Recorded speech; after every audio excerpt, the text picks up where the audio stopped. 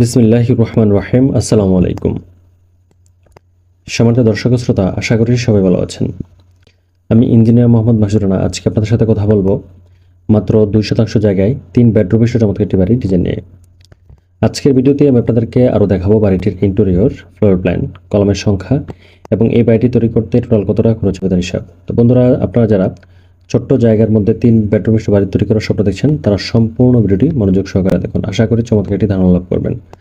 আজকের এই বাড়িটি আমরা ডিজাইন করেছি মোহাম্মদ ওয়াসিম ভাইয়ের জন্য। তিনি একজন প্রবাসী। তিনি আমাদের সাথে যোগাযোগ করেছেন এবং তার চাহিদার কথা জানিয়েছেন। তার বাড়ি হচ্ছে শরীয়তপুরের সদরে।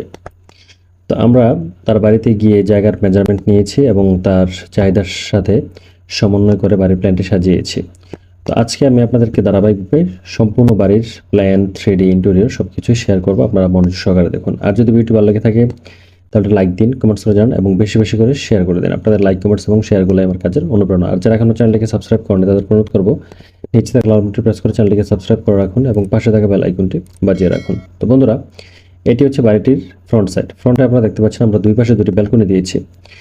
এই পাশের ব্যালকনিটি আমরা এক শেপ অর্থাৎ একটি ডিজাইনে দিয়েছি এবং এই পাশের ব্যালকনিটি আমরা অন্য ডিজাইনে দিয়েছি। এবং এখানে প্যারাপেট ওয়ালে আমরা এই পাশে আমরা একটু ভিন্ন ডিজাইন করেছি এবং এই পাশে আমরা একদম সিম্পল একটি ডিজাইন করেছি। আর পোর্চের ডিজাইনটি দুটি রাউন্ড শেপের কলাম দিয়ে আমরা সাজিয়েছি খুব চমৎকার এবং নান্দনিকভাবে। আপনারা যারা এরকম বাড়ি তৈরি করার স্বপ্ন দেখছেন, তারা আমাদের সাথে যোগাযোগ করে আপনার স্বপ্নের বাড়ি তৈরি ডিজাইনটি করে নিতে পারেন। এখানে আমার যে ফোন নাম্বারটি দেওয়া আছে, ফোনে যোগাযোগ করতে পারেন, হোয়াটসঅ্যাপের মধ্যেও যোগাযোগ করতে পারেন। তো বন্ধুরা, আমরা সমগ্র বাংলাদেশে ইনশাআল্লাহ সুনামের সহিত কাজ করে আসছি। এখন আপনাদেরকে আমি বাড়িটির ইন্টেরিয়র দেখাবো, অর্থাৎ ভিতরটি আমরা কীভাবে সাজিয়েছি।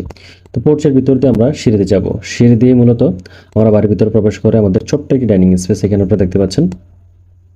ডাইনিং টেবিলটা আমি দিয়েছি এবং পেছনে আমরা একটি আলমিরা প্লেসমেন্ট করেছি, আপনারা দেখতে পাচ্ছেন।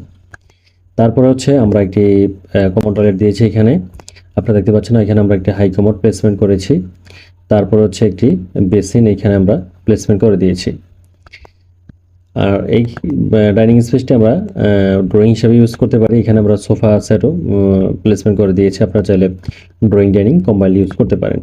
আর এটি হচ্ছে আমাদের কিচেনটি। আমি আপনাদেরকে একটু জুম করে দেখাচ্ছি। কিচেনে আমরা জানালার পাশে চুলি দিয়েছি এবং এই পাশে সিঙ্কটি দিয়ে দিয়েছি এবং আমরা একটু সাজিয়ে দিয়েছি। আপনারা চাইলে আরও গর্জিয়াসলি ইন্টেরিয়র করে কিচেনটি ব্যবহার করতে পারেন।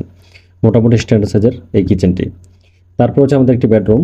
এইখানে আমরা কর্নারে বেডটি প্লেস করে দিয়েছি এবং এর সামনে একটি ব্যালকনি আপনারা দেখতেই পাচ্ছেন। সামনে একটি ব্যালকনি আছে আর এই পাশে আমরা একটি ড্রেসিং টেবিল প্লেসমেন্ট করে দিয়েছি। তো এই হচ্ছে আমাদের একটি বেডরুম। তারপর চলে যাবো হচ্ছে আমাদের মাস্টার বেডরুমে। এদিক দিয়ে মাস্টার বেডরুমে প্রবেশ করে আমরা দেখতে পাচ্ছি যে আমরা কর্নারে একটি বেড প্লেস করে দিয়েছি